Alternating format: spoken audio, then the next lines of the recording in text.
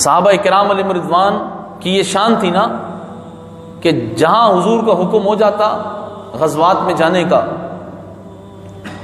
ابھی صحابہ آئے ہیں غزوہ خندق سے، اور صحابہ علیہم رضوان نے وہ شدید سردی اور شدید آندھی اور وہ جو مٹی وہاں اڑی، اور پھر خندق کھودنے میں جو مٹی تھی، وہ سب کچھ اتنی مشقت برداشت کی، غزوہ خندق سے واپس پہنچے، ابھی نبی کریم علیہ الصلوۃ والسلام کے سر انور کو دھویا جا رہا تھا اور جبریل امین آ گئے۔ عرض کی حضور آپ نے ہتھیار اتار دیے؟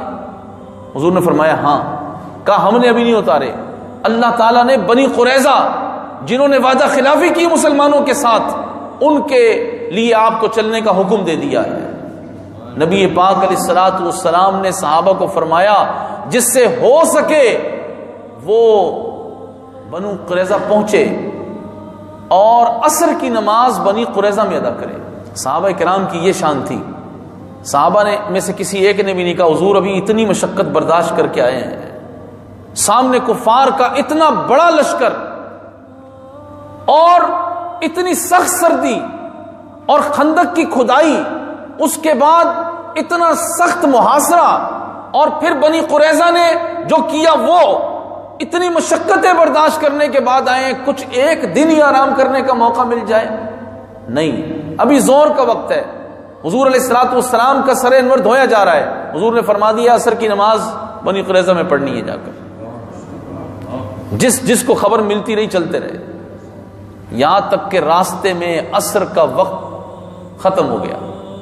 صحابہ کرام علیہم رضوان نے عصر کی نماز ادا نہیں کی، کیوں کہ رسول اللہ نے کیا فرمایا تھا کہ جس سے ہو سکے عصر کی نماز کہاں پڑھے؟ نماز تو فرض ہے، نماز تو فرض ہے، اور وہ بھی حافظوا علی الصلوات والصلاۃ الوسطی۔ قرآن فرماتا ہے کہ نمازوں کی حفاظت کرو، خصوصاً بیچ والی نماز کی، یعنی عصر کی نماز کی۔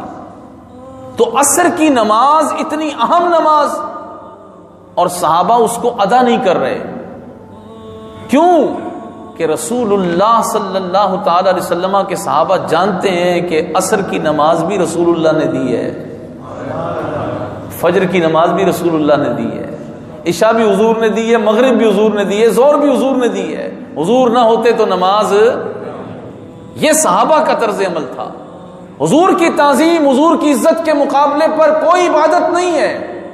جب رسول اللہ صلی اللہ تعالی وسلم کی عزت و ناموس کا مسئلہ آ گیا تو اب بندہ نماز پڑھنے نہیں جائے گا، حضور کی عزت و ناموس کی حفاظت کے لیے جائے گا۔ جی ہم تو نماز پڑھا رہے ہیں لوگوں کو، آپ نماز پڑھائیں گے، پڑھاتے رہیں، لیکن اس وقت تک جب رسول اللہ کی عزت و ناموس پر کسی نے بکواس یا بک بک نہیں کی ہے، جب حضور کی عزت و ناموس کے خلاف کوئی بھونک رہا ہے تو پہلے اس بھونکنے والے کی زبان گدی سے کھینچنا ضروری ہے، اس کے بعد عصر پڑھو یا مغرب پڑھو یا عشاء پڑھو یا فجر پڑھو۔ یہ صحابہ علیہ رضوان کا طریقہ ہے۔ حضور جانتے تھے کہ ان کی اثر جائے گی، لیکن یہی تو امتحان ہے کہ کس نے کس کو خوش کرنا ہے۔ ان کو پتا تھا کہ رب بھی راضی ہوگا تو حضور کے واسطے سے ہوگا، ورنہ سجدے تو ابلیس کے پاس بھی بہت تھے، اس کے پاس تو کئی لاکھ سال کے سجدے تھے، لیکن حضور کی تعظیم و توقیر جس کے حصے میں آئی اس سے رب راضی ہوگا۔